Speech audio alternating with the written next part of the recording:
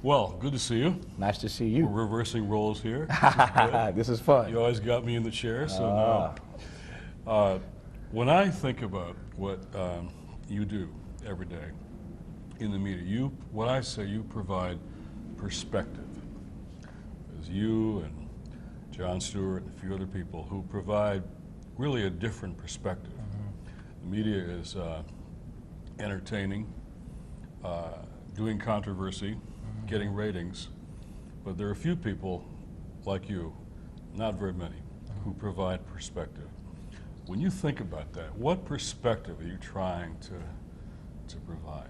It's a good question. First of all, I'm honored to sit with you, and I'm glad that the tables are turned, for a moment at least, because it allows me to say how much I appreciate the work that you and Sojourners have dedicated yourselves to since the 70s now.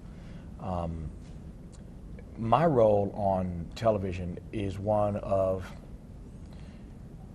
helping people to re-examine the assumptions that they hold. And where the issue of poverty is concerned, there are so many assumptions that we all bring to the table. Right. Stuff that you know all too well. One, that it doesn't exist in our country. Two, that we can't cut it in half in 10 years. All these assumptions that we bring to the table about whatever the issue or personality may be.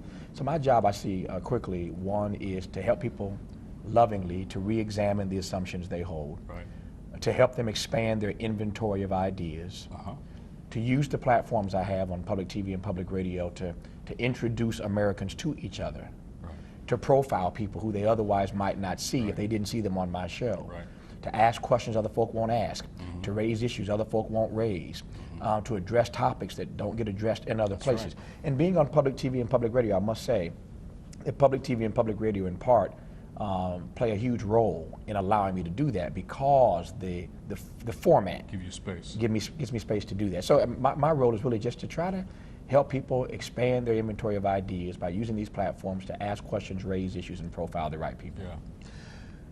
Another thing you do, which I find amazing, is you do the covenant, and you always are dealing with issues that are impacting the black community. But it's never just about the black community. It's about the nation and the soul of a nation and what we're all confronting. And you have a way of doing both at the same time. How do you sort of figure that out? I think that no one can ghettoize your show. Yeah, well, and it's watched by lots of people. We try. We aim hard for that, although some have tried. The short answer is that I regard Dr. King. You will never hear me get up and speak, as you will in a few minutes. You will never hear me get up. You'll never hear me get up and speak without, in some way, shape, or form, referencing Dr. King. Yeah. And I do that, Jim, because I regard. I could debate you on this all day long, you or anyone else. But my personal assessment is that Dr. King is the greatest American we have ever produced. I could argue for Lincoln, I could argue for FDR, but for my money, King is the greatest American we have ever produced. His only weapon was love. He transforms a nation and transforms a world with one weapon, and that, of course, being, again, the weapon of love. So that for me, King is the quintessential example of everything that I could ever want to be in my lifetime. And to your question now, you see where I'm going with this. King comes out of a black church tradition.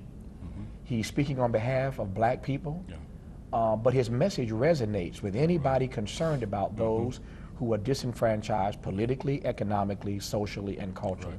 So the short, I could give a long dissertation on this, but the short answer is, for me, it's about using the space. I don't want to ever compare myself to King. I know that I can never be king in 10 lifetimes.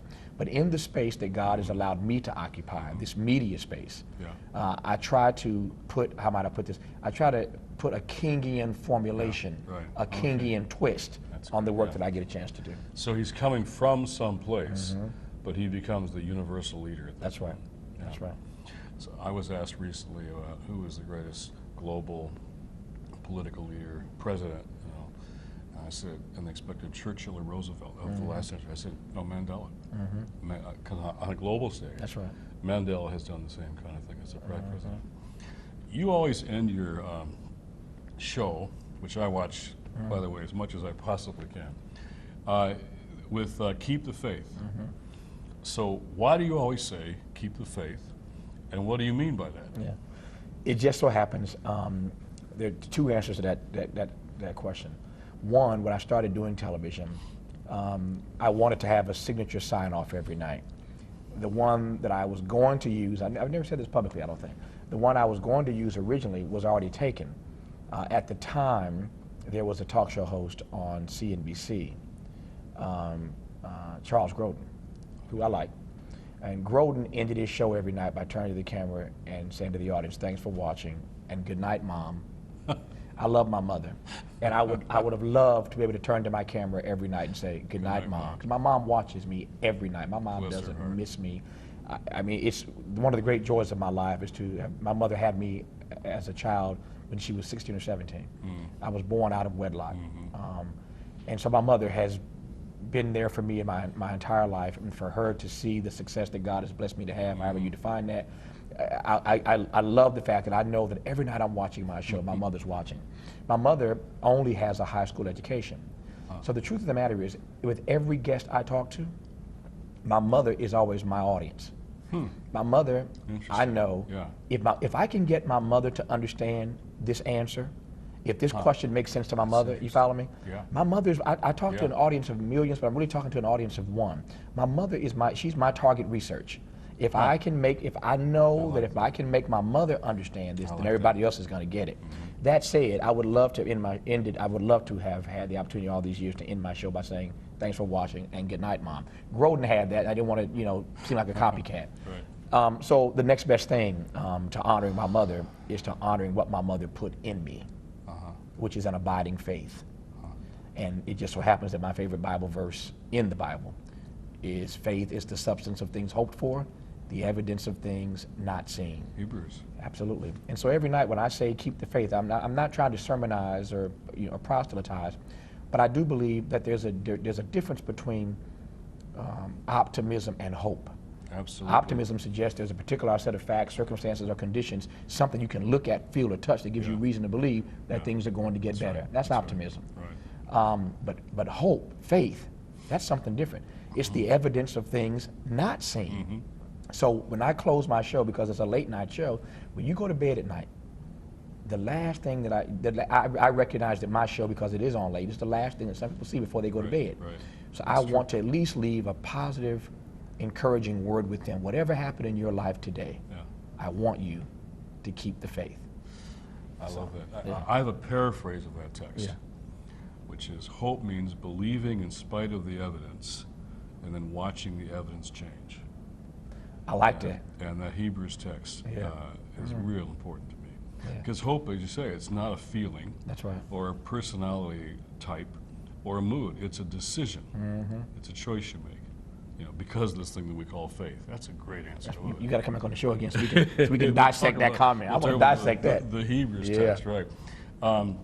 So, you're a person that understands the world of faith, and every time I've been on your show, I've had a great time, and you always get it. You always ask the right questions. But you speak to a broader audience than just a faith audience. So how this faith your mama put in you, how does that live itself out now? Like, what do you do to keep the faith and sustain faith? Are there practices, disciplines, habits? How do you, in the middle of all your schedule and work, how do you keep the faith? The short answer is, it's for me about remaining prayerful. The truth of the matter is that the higher you climb, the more you accomplish, the more you have to stay on your knees. The more humble you want to remain, the more committed you want to remain. And I've just seen way too many people, I've seen far too many people who start out with a faith, and the world has a way of shaking that faith loose. Some, because of the trouble and the travail that they encounter, their faith gets shaken loose. Others, because of the success. That's why we know that it's harder for a man to get, it's harder to put a camel through the eye of a needle than a rich man to get that. Because the more successful you become, the greater the challenges, that are in front of you to remain humble, to remain a person of faith. To temptation, and to not believe that you did it by yourself. So the short answer is, for me, my practice is to stay prayerful. And what that means, to answer your question finally in very practical terms, it means for me that throughout the course of my day, I don't have the occasion, 5, 6 times a day to get on my knees and take 30 minutes for prayer time.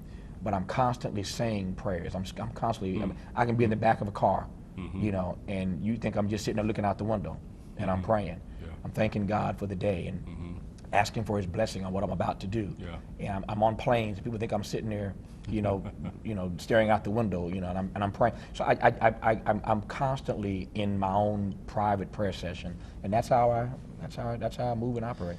Given our schedules, you got to grab it wherever you can. That's right. That's exactly right. Yeah.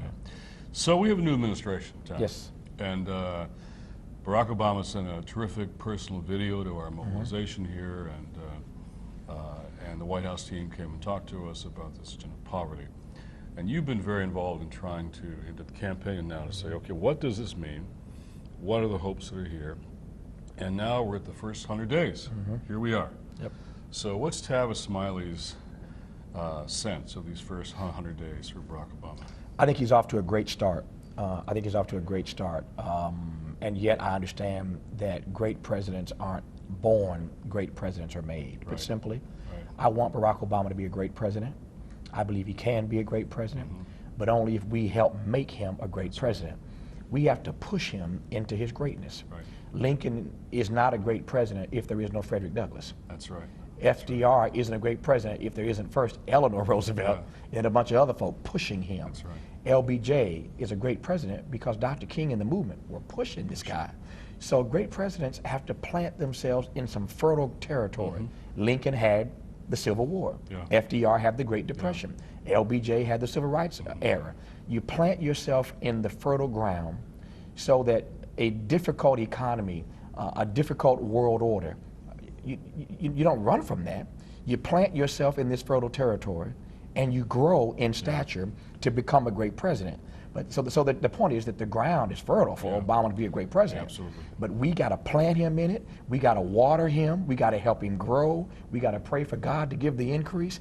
But all that happens, it all starts with us holding him accountable. So this book that I have out called Accountable lays out 242 promises that he made on the major issues, including poverty.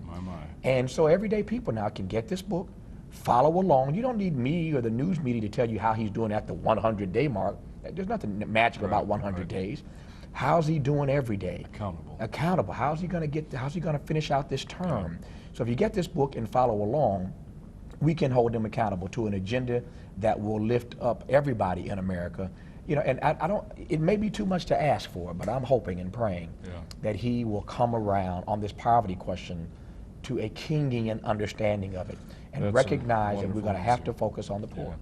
And you hold us accountable every day with that show. Thank you, my friend. Thanks, Jim. All right. Good to see you.